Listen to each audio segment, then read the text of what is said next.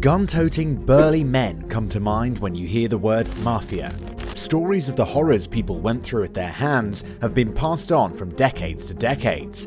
Guns, money, and power allowed these ruthless people to rule over America. But how did they gain this power, and what caused their fall? Entry to the United States. The first published account of what became the Mafia in the United States dates to the spring of 1869. The New Orleans Times reported that the city's 2nd district had become overrun by well-known and notorious Sicilian murderers, counterfeiters, and burglars who, in the last month, have formed a sort of general co-partnership or stock company for the plunder and disturbance of the city. Following this, in the late 19th century and early 20th century, waves of Italians, mostly farmers, craftsmen, and unskilled laborers, flocked to America in search of better economic opportunities. In New York City alone, the number of Italians soared from 20,000 to 250,000 between 1880 and 1890. By 1910, that number had jumped to 500,000 immigrants and first-generation Italian Americans, or 1/10 of the city's population, according to historian Thomas Repetto. Although the majority of these immigrants were law-abiding, some were criminals who formed neighborhood gangs, often preying on those in their own communities. As these immigrants could get only the most dangerous and low-paying jobs, a few of the new arrivals took shortcuts to the American dream, forming street gangs and crime syndicates, and engaging in robbery, extortion, counterfeiting, and other illicit schemes. However, the organization gradually evolved into a separate entity, partially independent of the original Mafia, and it eventually encompassed or absorbed other Italian-American gangsters and Italian crime groups living in the United States and Canada that were not of Sicilian origin. This organization is now known as Cosa Nostra, which is Italian for our thing. The rise of the mob. The American Mafia really came to power in the 1920s Prohibition era after the success of Italian-American neighborhood gangs in the booming bootleg liquor business. On January 16, 1919, Prohibition began in the United States with the 18th Amendment to the United States Constitution, making it illegal to manufacture, transport, or sell alcohol. Despite these bans, there was still a very high demand for it from the public. The Mafia took advantage of this prohibition and began selling illegal alcohol. The profits from bootlegging far exceeded the traditional crimes, and this prohibition allowed Mafia families to make fortunes. As the prohibition continued, victorious factions went on to dominate organized crime in their respective cities, setting up the family structure of each city. The bootlegging industry organized members of these gangs before they were distinguished as today's known families. In the 1920s, Italian Mafia families began waging wars for absolute control over lucrative bootlegging rackets. As the violence erupted, Italians fought Irish and Jewish ethnic gangs for control of bootlegging in their respective territories. In New York City, Frankie Yale waged war with the Irish-American White Hand Gang. In Chicago, Al Capone and his family massacred the North Side Gang, another Irish-American outfit. In New York City, by the end of the 1920s, two factions of organized crime had emerged to fight for control of the criminal underworld, one led by Joe Masseria and the other by Salvatore Maranzano. This caused the Castellamarese War. After this war, Sicilian-born crime boss Salvatore Maranzano came on top. He crowned himself the Capo di tutti capi, or boss of all bosses, in New York in 1931. Maranzano also formed the Five Families, which refers to 5 major New York City organized crime families of the Italian-American Mafia. The 5 families controlled the entire state of New York, not just New York City. Unhappy with Maranzano's power grab, a rising mobster named Lucky Luciano had him murdered that same year. Luciano then masterminded the formation of a central organization called the Commission, to serve as a sort of national board of directors for the American Mafia, which by then consisted of at least 20 crime families across the country. The commission consisted of the head of each of the 5 families, and they would make decisions on anything that was discussed. For one, territories were divided as to which family represented which part of New York City. It was made sure that everywhere else the Mafia operated, there was just one crime family per city. Mafia rules over America. The Commission ruled over the National Crime Syndicate and brought in an era of peace and prosperity for the American Mafia. By mid-century, there were 26 official Commission-sanctioned Mafia crime families, each based in a different city except for the 5 families, which were all based in New York.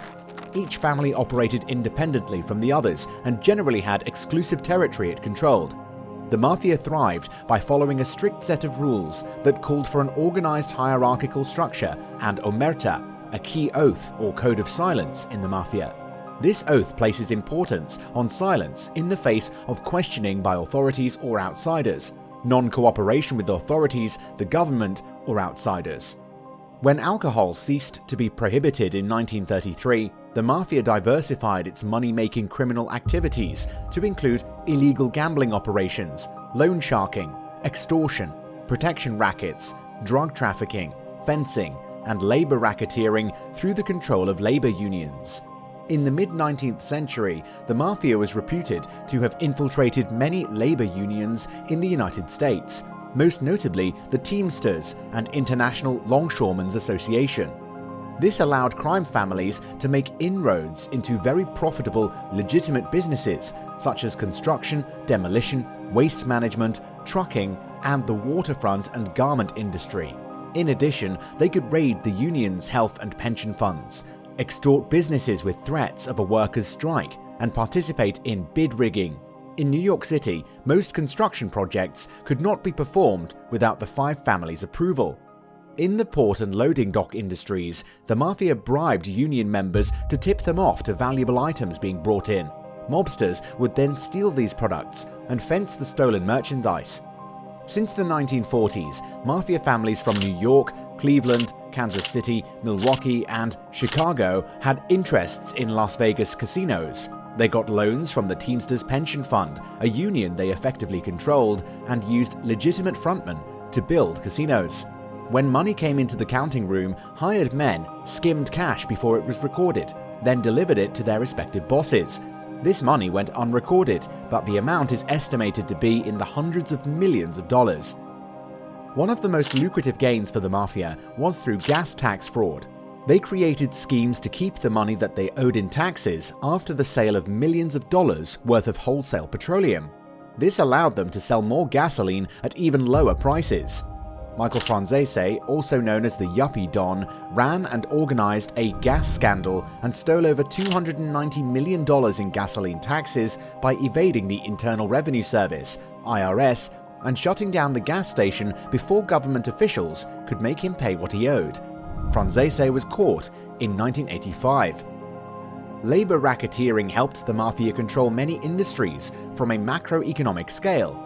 La Cosa Nostra was a mafia group that rose to economic power through its heavy involvement in unions. The Mafia has controlled unions all over the US to extort money and resources out of big business, with recent indictments of corruption involving the New Jersey Waterfront Union, the Concrete Workers Union, and the Teamster Union. Restaurants were yet another powerful means by which the Mafia could gain economic power. A large concentration of Mafia-owned restaurants were in New York City. Not only were they the setting of many killings and important meetings, but they were also an effective means of smuggling drugs and other illegal goods. From 1985 to 1987, Sicilian mafiosi in the US imported an estimated $1.65 billion worth of heroin through pizzerias, hiding the cargo in various food products.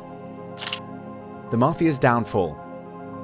However, it was in the 1960s that the Nevada state government and federal government had been working to weaken Mafia activity on the Strip. In 1969, the Nevada state legislature passed a law that made it easier for corporations to own casinos. This brought new investors to the local economy to buy casinos from the Mafia.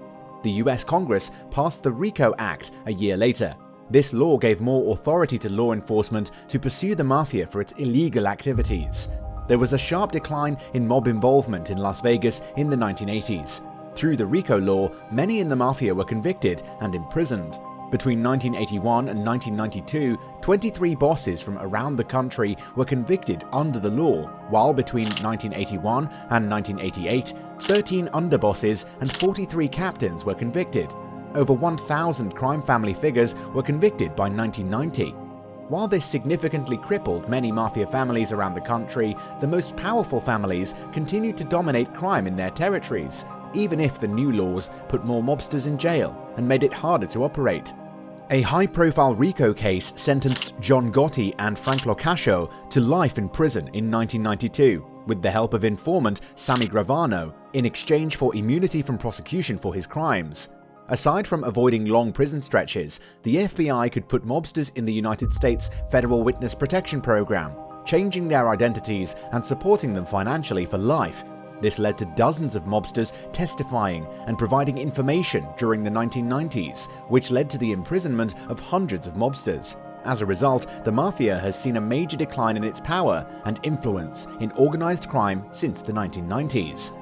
On January 9, 2003, Bonanno crime family boss Joseph Massino was arrested and indicted, alongside Salvatore Vitale, Frank Lino, and Capo Daniel Mongelli, in a comprehensive racketeering indictment.